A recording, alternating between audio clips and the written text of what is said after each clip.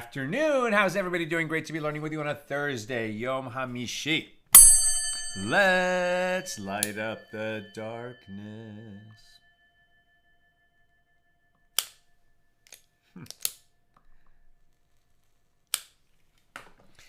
Who's in the house? On a Thursday, John in Maine, Shandor in the Bronx, Lucy in Minnesota, Guy in Ohio, Joe in the Inland Empire, Steve and in New Hampshire, Bella in Florida, Alan in New York City, Elle in Southern California, Marie in Freeport. Welcome, everybody. Thanks for joining us 1 hour early at this special time. Our daf today is page 111. We got a good head start on it yesterday, so we're about a third of the way, maybe more, about halfway down page 111a. And this is great because it's going to set us up to get a head start on 112 today, and that means that tomorrow, Friday, regular Friday time, noon Pacific, we'll make a siyum on Tractate Sanhedrin. We'll be completing, with God's help, Tractate Sanhedrin tomorrow, Friday, regular time at noon. Bring something to make a l'chaim so we can celebrate together. Okay. We're in chapter 11, the final chapter, of course. Continue our discussion of Mishna number 3. Here, chapter 11 of Tractate Sanhedrin, 24th volume of the Talmud. This was about the lost tribes and whether they would make their way back at the time of the Messianic age, Mashiach, Olam Haba. And we continue this discussion with an interesting new topic. It is taught in a Baraisa that Rabbi Elazar, the son of Rabbi Yosef, says, "One time I entered Alexandria of Egypt, and I found one old man, and he said to me, 'Come, and I will show you what my ancestors, the Egyptians, did to your ancestors, the Jewish people. Some of them they drowned in the sea, some of them they killed with the sword, and some of them they crushed in the buildings.'" We have a teaching elsewhere that babies were actually, inserted into walls used as bricks. Terrible. Just really, trying to bring home the oppression of the enslavement of the Jews in Egypt, which also included a lot of killing, right? Murdering Jews. And it was over this matter, Moses' protest to God regarding the afflictions suffered by the Jewish people, that Moses, our teacher, was punished. As it is stated, right, Moses speaking to God, "For since I came to Pharaoh to speak in your name, he has done evil to this people, and neither have you delivered your people at all." Right? Now, God told Moses that you're going to tell Pharaoh to free the Jewish people, and he's not going to say yes, right? And I'm going to harden his heart, and so that when you go out, and when the Jewish people comes out of Egypt, they will do so with great signs and wonders, etc. So Moses knew what the plan was. But knowing what the plan is and experiencing the reality of it are two different things.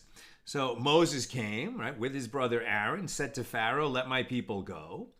And what did Pharaoh do? He doubled down and, said, okay, well, before we gave them the straw so they could make the bricks to build our cities. Now they have to gather the straw themselves. If they don't make the quotas, we're going to beat them. And if they don't respond to the beating, we're going to kill them.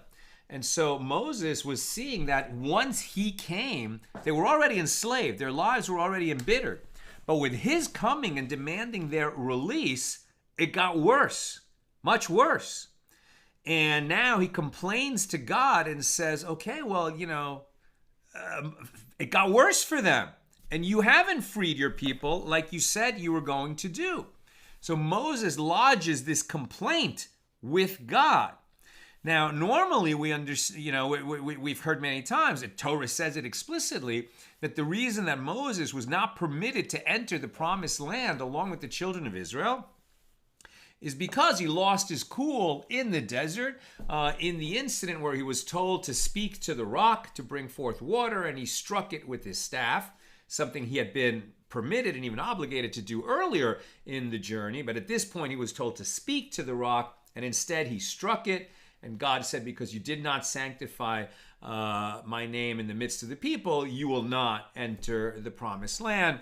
And there, to some extent, we understand it as, Moses was 120 years old when he finished, his role as the leader, and was buried personally by God, who praised him, and that there was never, it says in the Torah, there will never arose another prophet like him for the Jewish people, which is true. But here we're getting a different explanation by Rabbi Lazar in the name, the son of Rabbi Hanina, who now says, no, actually, the reason that Moses was punished happened even before the children of Israel left Egypt, and it was because of this chutzpahdik challenge, right? Moses in his chutzpah saying to God, hey, what's going on? You said you'd send me here to rescue them. Well, I've spoken to Pharaoh on your behalf. It got much worse for the Jews, and you haven't rescued them. Was this some kind of a lack of faith? Or was it some kind of strong advocacy on behalf of the Jewish people, sort of challenging God? Maybe we took it as that kind of strong advocacy before, but now Rabbi Lazar is saying, well, maybe Moses should not have been so impudent as to speak this way to God. The Holy One, blessed be He, said to Moses, woe over those who are gone and are no longer found. Meaning, Moses, you're not operating at the same level of faith and commitment and attachment to me as the patriarchs of the Jewish people, Abraham, Isaac, and Jacob. Woe over those who are gone and are no longer found, as several times I revealed myself to Abraham, Isaac, and Jacob as God Almighty, is how it's being translated, the Hebrew El Shaddai. And they did not question my attributes, and they did not say to me, what is your name? Right? And challenging me to show more of my will and my purpose and my identity, is God speaking. Right? Now God recounts, I said to Abraham, arise, walk through the land and the length of it and the breadth of it, for unto you I will give it. Genesis 13:17. Right? So God said to Abraham, I'm going to give you all the land. Ultimately, Abraham sought a place to bury his wife Sarah after she died, and he could not find a place until he purchased it for 400 silver shekels, after I told him that I was going to give him the land. But he did not question my attributes. He didn't challenge me. Hey, you said you were going to do this and you haven't done it yet. And God said, I said to Isaac, sojourn in this land, and I will be with you, and I will bless you. Genesis 26:3. And then came the incident when his servants sought water to drink, and they did not find it until they started a quarrel. As it is stated, the herdsmen of Gerar quarreled with Isaac's herdsmen, saying, the water is ours. Right? So if God is with me, why should my herdsmen have so much trouble finding water for my flocks? But Isaac didn't complain and say, hey, what's going on? You promised me you haven't delivered. And God says, I said to Jacob, the land upon which you lie, to you I will give it, in Genesis 28:13. Well, he sought a place to pitch his tent, and he did not find one until he purchased it for 100 coins. And he did not question my attributes, and he did not say to me, what is your name? And yet, you, Moses, ask me, what is your name? Initially, after witnessing my greatness more than they ever did. Right? The first time that Moses spoke with God, he had a total miraculous appearance, the burning bush. And soon after that, miracles followed, one after another, known as the plagues, the splitting of the Red Sea. Right? But when God spoke to Abraham, Isaac, and Jacob, he wasn't performing miracles. He was just speaking with them. Moses witnessed miracles. And yet, when things weren't going the way he wanted them to go on the schedule he wanted them to go, he challenges God. And now God is a little bit frustrated with Moses. And you, Moses, asked me, what is your name? And initially, after witnessing my greatness more than they, Abraham, Isaac, and Jacob, ever did.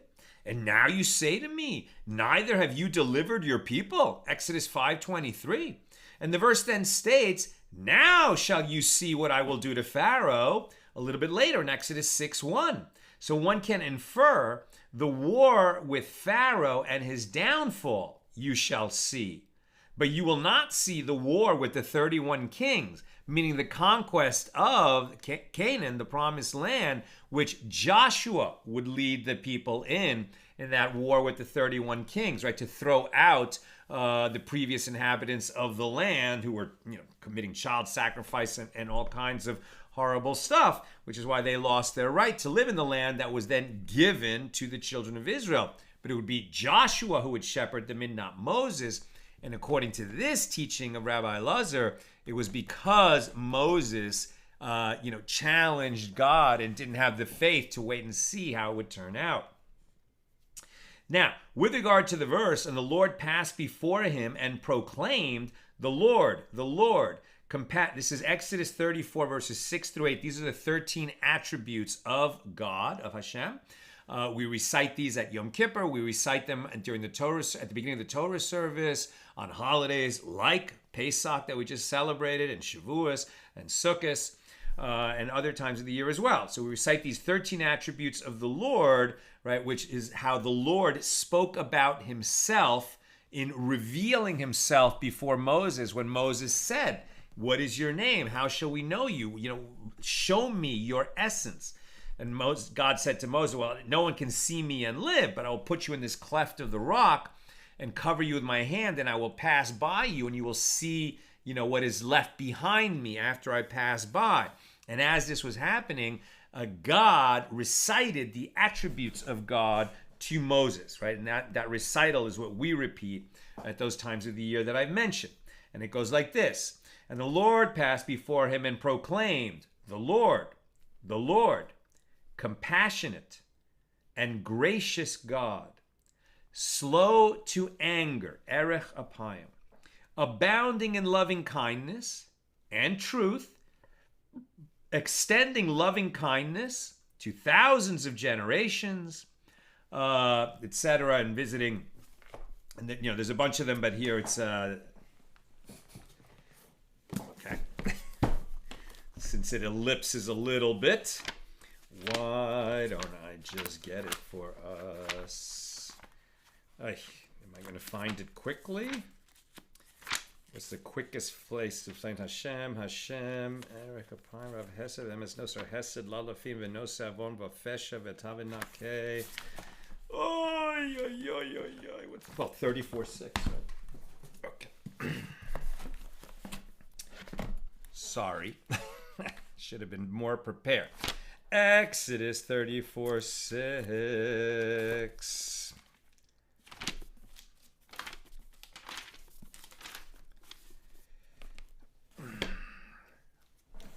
Right. Hashem descended in a cloud and stood with him there, and he called out with the name of Hashem, and Hashem passed before him and proclaimed, Hashem, God, compassionate and gracious, slow to anger and abundant in kindness and truth, preserver of kindness for thousands of generations, forgiver of iniquity, willful sin and error, and who cleanses but does not cleanse completely, recalling the iniquity of parents upon children and grandchildren to the third and fourth generations, right? Visiting kindness for 1,000 generations, but, the iniquity of the parents will affect their children and grandchildren. That's just a natural consequence. If a person does evil in the world, he will harm his children and grandchildren, reputational damage, and sometimes much worse. Okay, so the point is that God reveals these attributes of God to Moses. Now, And Moses made haste and bowed his head toward the earth and prostrated himself. And the Gemara asks, what did Moses see in these attributes that caused him to hastily prostrate himself? That's an interesting question, right? Because God recites these 13 attributes of himself, of God's self, to Moses, but it was also some kind of a manifestation of God's self, passing by. Moses is lodged in that cleft in the rock. He's covered by God's hand, so to speak, whatever that really means. But he had some kind of powerful spiritual experience. But it's the way of the Talmud to say, well, since there were 13 attributes named, maybe it was not just the combination of all those attributes and the experience of God, but something particular that God said, right? There's only one actual moment when Moses bows down. When was that? Was it at the end of the recital of these 13 attributes, or was it somewhere in the middle? According to this, it was when God said, slow to anger. Erech apayim. Let's see, where am I? Slow to anger. Rabbi Hanina ben Gamla says, he saw the attribute of slow to anger, erech apayim. And the rabbis say he saw the attribute of truth. Now it is taught in a Baraisa in accordance with the opinion of the one who said he saw the attribute of slow to anger. As it is taught in a Baraisa, when Moses ascended on high, he discovered the Holy One, blessed be he, sitting and writing slow to anger, right? Moses visits God in the upper world, and when he gets there, God is writing slow to anger, right? And you almost get this sense, it's like somebody is writing down, this is what I'm working on for myself. It's almost like a kid after class. Please God forgive me. I'm not trying to be impudent in any way, but it's like when somebody's reminding themselves, I will not do this, I will not do that, right? And so God is reminding God's self, slow to anger. I need to be slow to anger, or this is my most important quality, that I am slow to anger. Now, what matters here is that we humans, few of us possess this quality. Right? So often, if we're hurt, if we're offended, we'll be very quick to take offense. We'll be very slow to admit that we've offended someone else or that we might be wrong. We'll be very quick to take offense and become angry. Right? And so this is a quality of God that we need to strive to emulate. Slow to anger. When Moses ascended on high, he discovered the Holy One, blessed be he, sitting and writing, slow to anger. And Moses said before him, Master of the universe, is your attribute of slow to anger only to be used for the righteous? Are you only going to be slow to anger when the righteous offend you? And God said to him, no, it is an attribute even for the wicked. And Moses said to him, don't worry about the wicked. Let the wicked be doomed. Moses said to him, let the wicked be doomed. God said to him, to Moses, now you will see that you will need this, right? As ultimately you will reconsider the statement you just made. You will want me to be slow to anger even with the wicked. When the Jewish people sinned in the sin of the spies, and Moses asked God to forgive them, the Holy One, blessed be he, said to Moses, didn't you say to me that the attribute of slow to anger is for the righteous alone? Well, this generation that just, absolutely panicked and lost it because the 10 spies said the land is inhabited by giants who will kill us, and just absolutely ignored the fact that I've been taking care of you since the day you left Egypt. You want me to be slow to anger with them? They don't merit it according to your standards, Moses, is what God is saying. So Moses, now page 111b, Moses said before him, Master of the universe, and isn't this what you said to me? It is an attribute even for the wicked, and that is the meaning of that which is written. And now I pray you, let the power of my Lord be great, as you have spoken, saying, this is from Numbers 14:17. So Moses was repeating God's promise with regard to his employment of the attribute of slow to anger. Right? It's almost like God praying to God's self, right? As we've seen before, that Rabbi Yishmael, who was a Kohen Gadol, high priest, in the Holy of Holies on Yom Kippur, was granted an audience with God, and God said, "Bless me." And he said, and he understood what God was asking for, and so he prayed, "May your attribute of mercy overcome your attribute of strict justice." Because we sin in so many ways, we need God's mercy. And likewise here, right, God is saying, okay, with these people, they're so frustrating, they're stiff-necked, they're difficult, they're ungrateful, they fly off the handle, they so easily cave into their evil inclination, and so I have to remind myself to be slow to anger.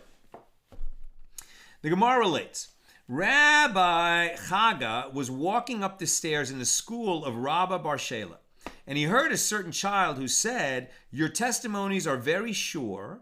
Sanctity becomes your house, Lord, for the length of days." Psalm 93. Now, the phrase length of days is a reference to this attribute of slow to anger. And juxtaposed to it is the phrase a prayer of Moses, the beginning of Psalm 90, indicating that this chapter was also stated by Moses, our teacher. Upon hearing those verses, Rabbi Chaga said, conclude from it, that it was the attribute of slow to anger that Moses saw, which was the moment he prostrated himself and realized, how great is God and how much we need to beseech him to please stick with slow to anger, and how much we need to learn about that. Rabbi Elazar says that Rabbi Hanina says the Holy One, blessed be he, is destined to be a crown on the head of each and every righteous person. What does that mean, that God is a crown for us? As it is stated, Isaiah 28:5, in that day shall the Lord of hosts be for a crown of glory and for a diadem of beauty onto the remnant of his people. What does that mean? God is going to act like God's self is a crown for each of us? No, obviously not. We're all inside of God. So what does it mean that God will be for a crown of glory? It means that these people who will be crowned in some kind of spiritual, magnificent way, it's because of their relationship with the creator of the universe. What is the meaning of the phrase for a crown of glory and for a diadem of beauty? It means a crown for those who perform his will, and a diadem for those who await his salvation.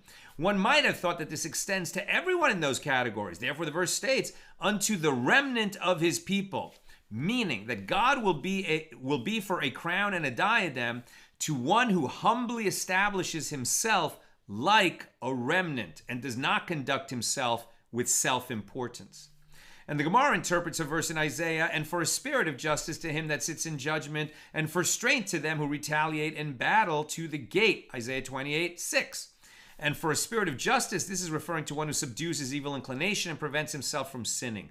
To him that sits in judgment, this is referring to one who judges a true judgment truthfully.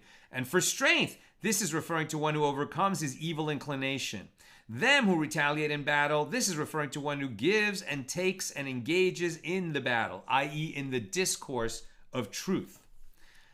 Wait a minute. In the discourse of Torah.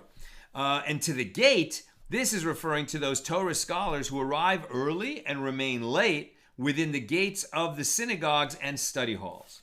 The attribute of justice the attribute of justice, right now, so God's attribute of justice said before the Holy One, right, sort of anthropomorphizing one of God's attributes, the attribute of justice, right, so God speaking to God's self from the perspective of his own attribute of justice, said before the Holy One, blessed be he, master of the universe, how do these people who possess these qualities differ from those who engage in Torah studies but lack these qualities?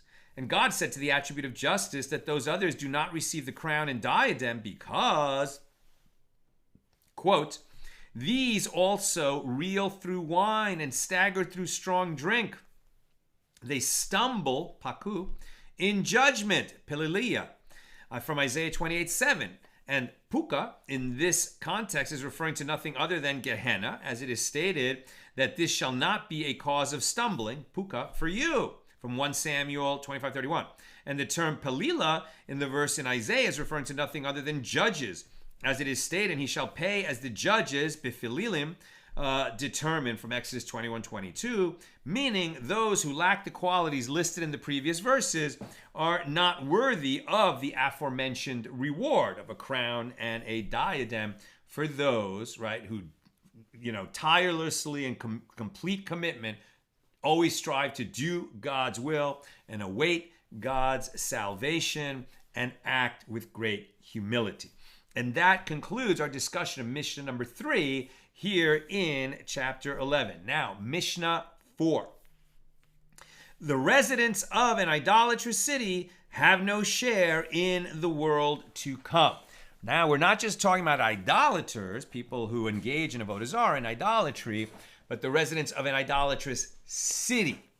So now we're going to learn the laws that we've talked about a bunch of times, but in greater detail, the idolatrous city. Now, this would be a city within the land of Israel, inhabited by Jews, the majority of whom are subverted and turned to idolatry, right? So the whole city is considered to have become idolatrous, and that's a death penalty offense.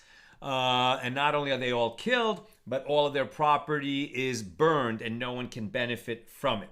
Like the stubborn and rebellious son, and we actually heard this explicitly earlier in the Gemara, the idolatrous city, right, the whole city that was subverted and all of them need to be killed, never happened in Jewish history, never happened, never will happen, and we'll see why. The conditions are impossible to meet, but perhaps for all the more reason, we need to study the laws carefully and try to understand why were these provisions included in the Torah if it was not to actually be a law that ever gets enacted. It must be for us to study and learn important lessons from it. Okay, Mishnah 4. The residents of an idolatrous city have no share in the world to come. As it is stated, certain men, wicked persons, are gone out from your midst and have subverted the inhabitants of their cities, saying, let us go and let us worship other gods. Deuteronomy 13:14. And idol worshippers are not executed as residents of an idolatrous city, right? You can execute Jews who commit idolatry as individuals, but to execute the whole city, that's not going to happen unless. So here's the conditions. And idol worshippers are not executed as residents of an idolatrous city unless its subverters are, 1, from that city, 2, and from that tribe, 3, and unless most of the inhabitants of the city are subverted, 4, and unless men subvert the inhabitants of the city. If it occurs that women or children subvert the inhabitants of the city, or that a minority of the inhabitants of the city were subverted, or that its subverters were from outside the city, or were neither residents of that city nor members of the tribe, then these idol worshippers would be judged as individuals, but we don't condemn the city.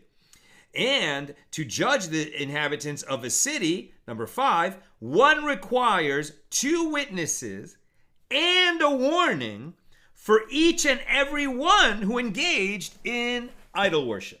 So to actually, for a Beis Din, for a rabbinic court, to condemn an entire city, they would have to hear testimony from 2 witnesses before each and every case of somebody being subverted to go commit idolatry. And those witnesses had to warn the resident of the city and say, if, based on the subversion, the incitement to idolatry of those 2 people that just incited you, 2 men of your tribe and of your city, who incited you to go commit idolatry, and we have to warn you that if you go do that, you'll be subject to the death penalty, and then they go and do it anyway.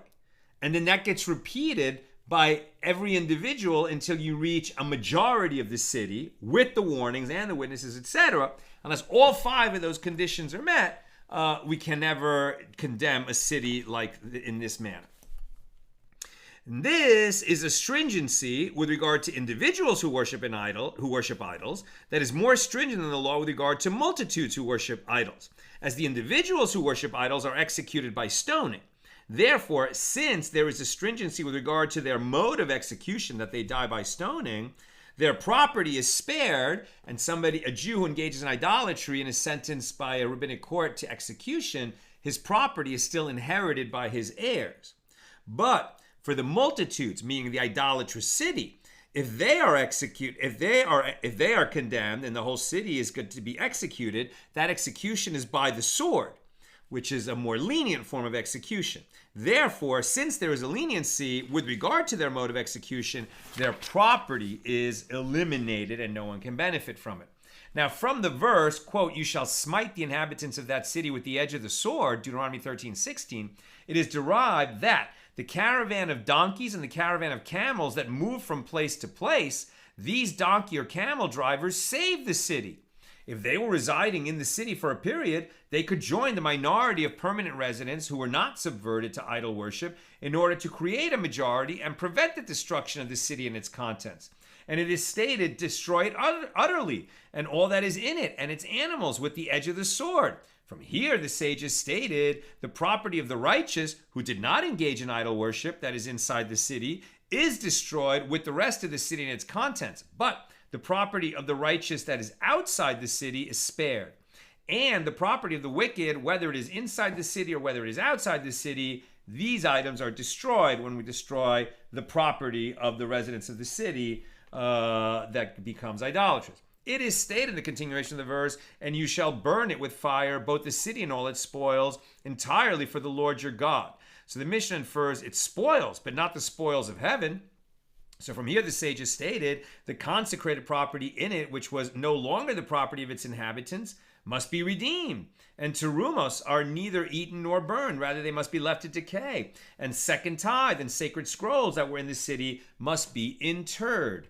With regard to the phrase entirely, kalil, for the Lord your God, Rabbi Shimon says, the Holy One, blessed be he, says, "If you implement judgment on an idolatrous city, I ascribe you credit as though you have sacrificed an entirely, kalil, burnt offering before me."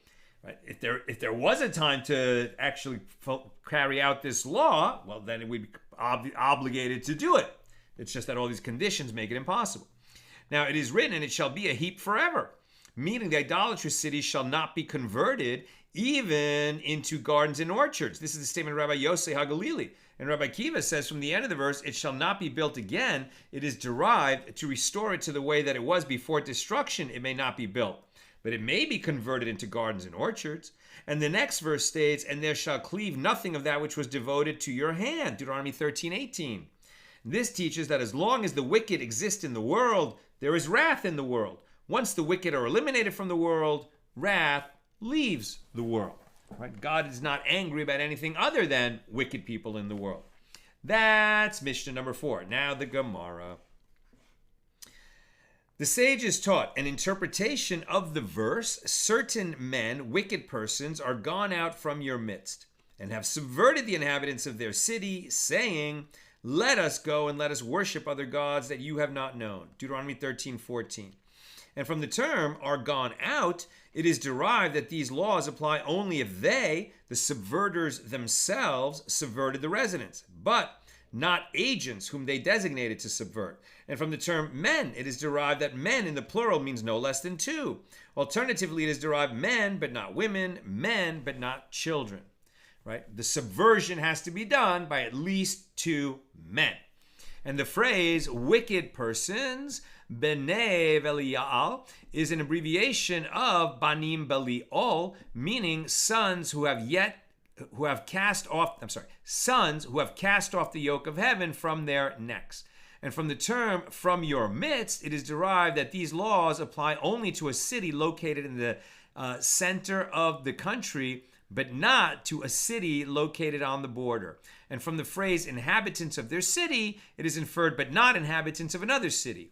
And the term "saying" alludes to the law that in order to convict them, one requires witnesses and forewarning for each and every one who worshiped idols. Not just witnesses, but warning.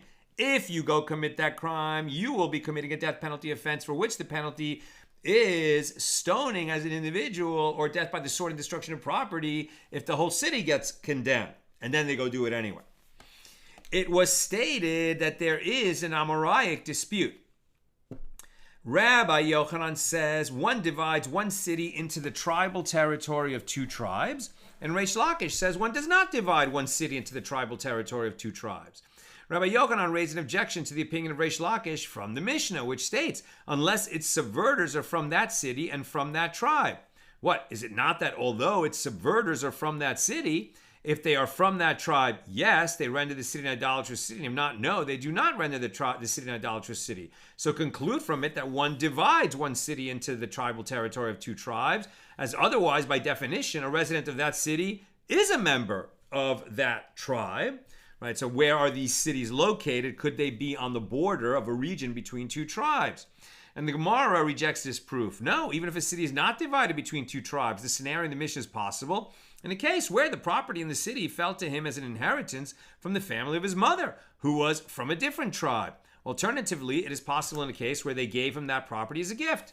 And Rabbi Yochanan raised an objection to the opinion of Reish Lakish from a verse written with regard to the cities designated for the Levites. 9 cities from these two tribes, Joshua 21:16. And what? Is it not that those 9 cities were equally divided, 4.5 from this tribe and 4.5 from that tribe, and conclude from it that one divides one city into the tribal territory of two tribes? And the Gemara rejects that proof. No, those 9 cities were divided in this manner, 4 cities from this tribe and 5 cities from that tribe.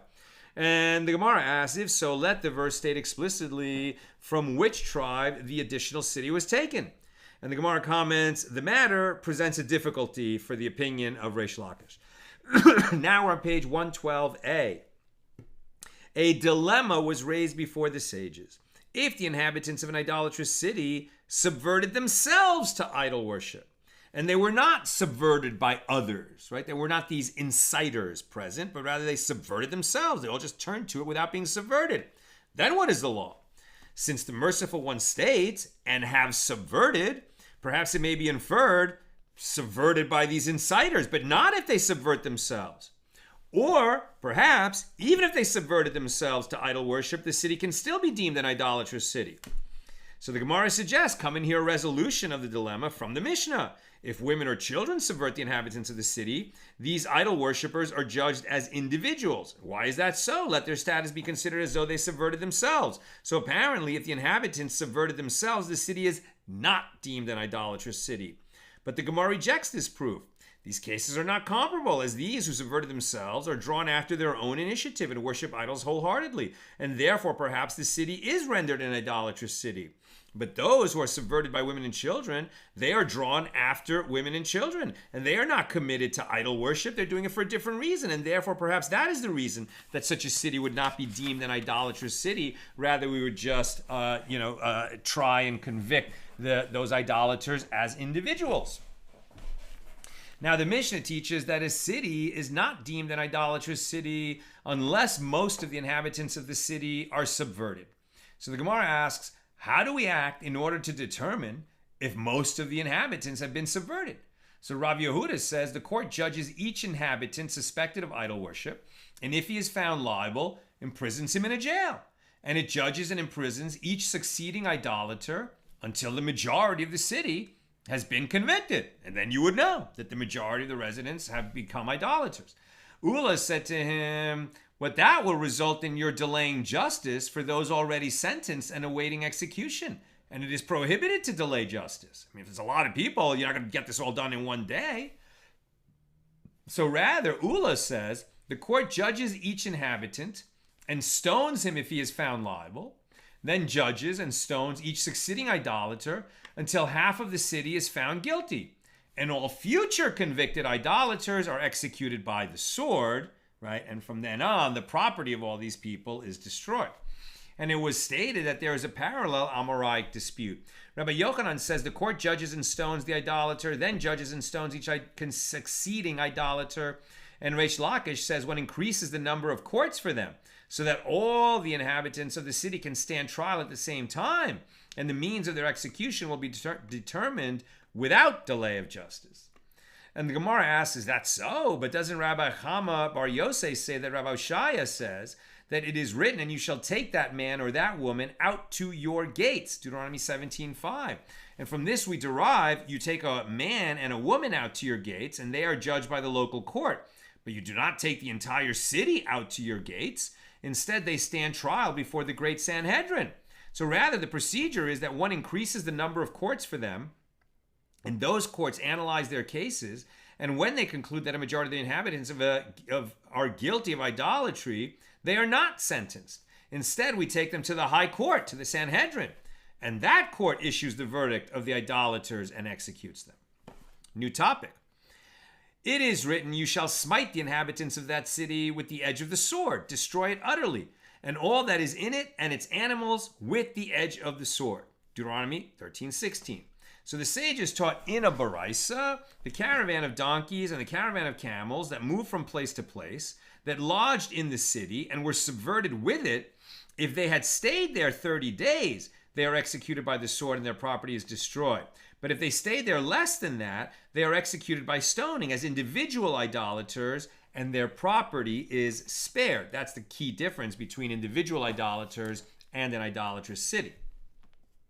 And the Gemara raised a contradiction from a baraisa. How long shall one be in the city?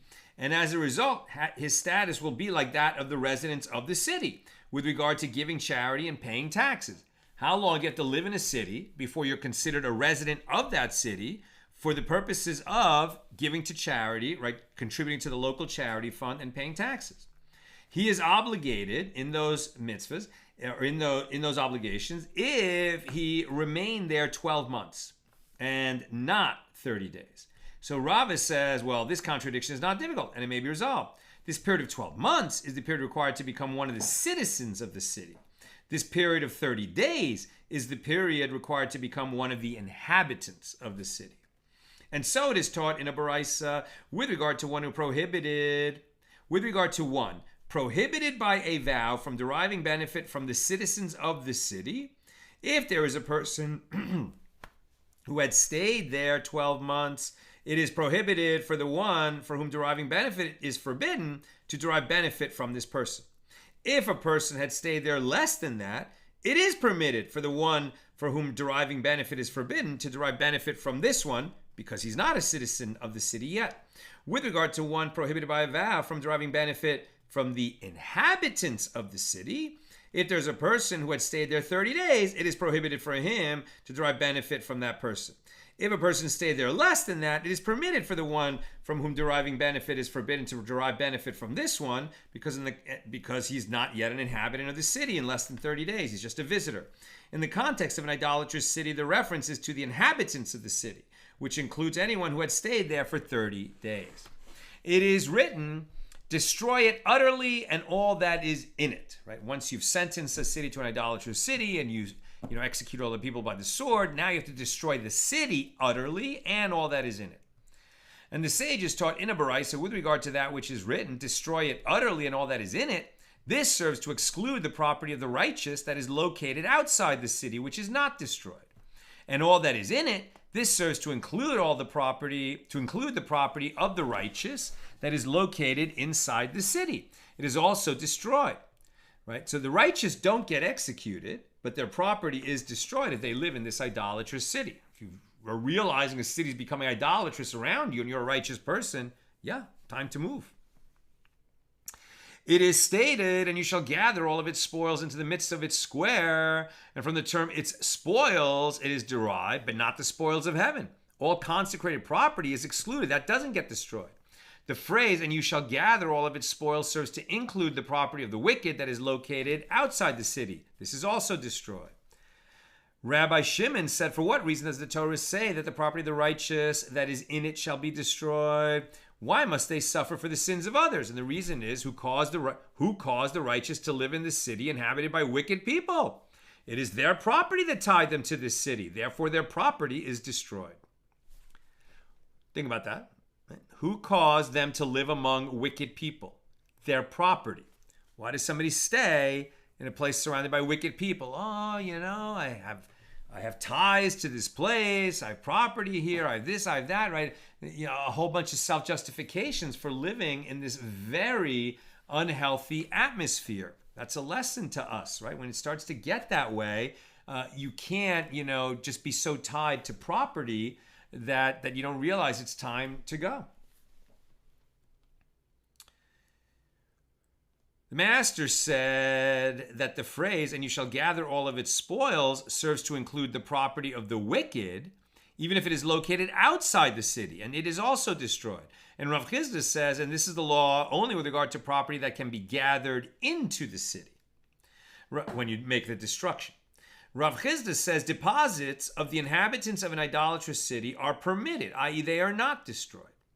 So the Gemara asks, what are the circumstances? If we say that Rav Chisda is referring to property belonging to inhabitants of another city, and that property is deposited within the idolatrous city, it is obvious that the deposits are permitted, meaning that they don't get destroyed, as the deposits are not its spoils. Like they don't belong. This kind of property doesn't belong to the residents, the wicked residents of the idolatrous city. So why would we think to destroy it? It is the property of others who don't live here.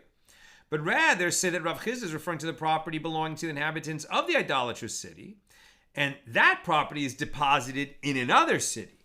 If so, the status of that property should be like any other property belonging to the inhabitants of the idolatrous city. If it is the property that can be gathered into the city, and it belongs to the wicked, why would we spare it? We should bring it back and destroy it along with all the other property of the wicked. And it was already established that the property of the wicked is destroyed. And if it is property that cannot be gathered into the city, well, didn't Rav Chisda already say once that this property is not burned? If you can't bring it here, you can't burn it. So the Gemara answers, no. Rav Chisda is actually referring to property belonging to inhabitants of another city that is deposited within the idolatrous city.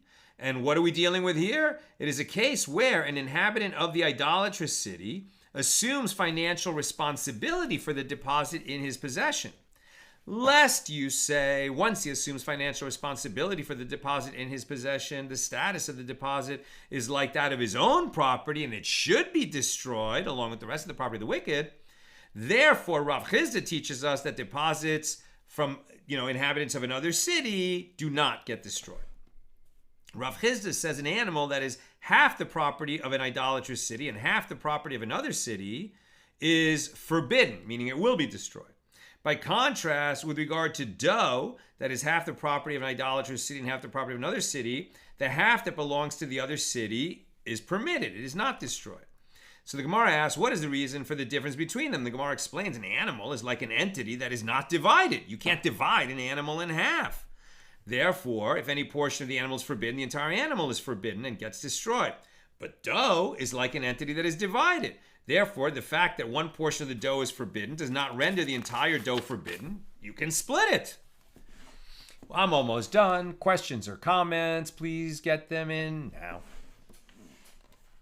Rav Chisda raises a dilemma with regard to the animal of an idolatrous city. What is the law? Is ritual slaughter, right, shechting, kosher slaughter, effective at least in purifying it from the ritual impurity of a nevela, right? So this animal that belonged to an idolater that needs to be destroyed, okay, we're going to kill it. But if it's a kosher animal and we shecht it properly, can it be eaten, or is it to be treated like a nevela, which is an animal that might be kosher, but it died not through kosher slaughter, and therefore it is not kosher for eating? So if the animals of the city are killed but not ritually slaughtered, they are impure with the impurity of a carcass and transmit impurity by means of contact as well as if they were lifted. Will the ritual slaughter of those animals prevent the transmission of that impurity? So it's not that we're asking if an animal, a kosher animal that belonged to one of the wicked residents of an idolatrous city, that animal needs to be put down. Okay, that means you can't eat it. You can't benefit from it. But what they're asking is, but if you at least shecht it, slaughter in a kosher manner, will we say that it does not impart the same kind of tuma, the same kind of ritual impurity that a nevela, right, an animal that was not slaughtered in a kosher manner, it imparts a different and stronger kind of ritual impurity? Is it so that since the merciful one states, and its animals with the edge of a sword, indicating that it is no different if one ritually slaughtered the animal, is no different if one killed the animal in another way, so its status is that of a carcass and it transmits tuma? Or perhaps since, in the hypothetical, one did shecht it properly in a kosher manner, then that shechting would be effective to remove the tumah from the animal. What is the law? Taiku, it shall stand unresolved. Now, Rav Yosef raises a different dilemma. What is the status of the hair of pious women in the idolatrous city? Must it be destroyed? So Rava says, is that to say that the hair of wicked women is forbidden and must be destroyed? And you shall gather and you shall burn is written. And it is derived, an item that is lacking, i.e. that requires only gathering and burning must be destroyed. But that excludes this hair, which is lacking detachment. You have to cut it from the woman, gather it, and burn it. Therefore, even the hair of a wicked woman is not destroyed. Rather, Rava says the dilemma is raised with regard to a wig. So the Gemara asks, what are the circumstances? If the wig is attached to her body, its status is like that of her body. The Gemara answers, no, this dilemma is necessary only in a case where the wig is hanging on a peg. It's not on her, it's hanging on a peg. Is its status like that of the property of the righteous inside the city and therefore it is destroyed? Or perhaps since she enters and exits with the wig, the status is like that of a garment and it is not destroyed. This dilemma also, teku, shall stand unresolved. And with regard to the verse, and you shall gather all of its spoils into the midst of its square, the sages taught, if the city does not have a square, it does not become an idolatrous city, as it does not fulfill the criterion mandated by the verse. This is the statement of Rabbi Yishmael. Rabbi Kiva says that the city has no square. One creates a square for the city. And the Gemara asks, with regard to what principle do they disagree? And the Gemara explains, one sage, Rabbi Yishmael, holds its square indicates that the square existed from the outset. And the other sage, Rabbi Akiva, holds that its square can also indicate a square that was created now after, the people were deemed guilty of being an idolatrous city. And the Torah says you have to destroy all the property in the square. So if it doesn't have a square, Rabbi Akiva says, okay, well, you can create a square to destroy all the property. But Rabbi Yishmael says, no, that's just another way that we are going to limit the power of the court and of this type of execution and say, no, if it doesn't have a square, it doesn't qualify and we cannot deem it an idolatrous city. Perhaps we'll execute individual idolaters, but we won't, do this mass execution of everyone found guilty and destruction of their property. Okay. Few comments on Sanhedrin 1:11.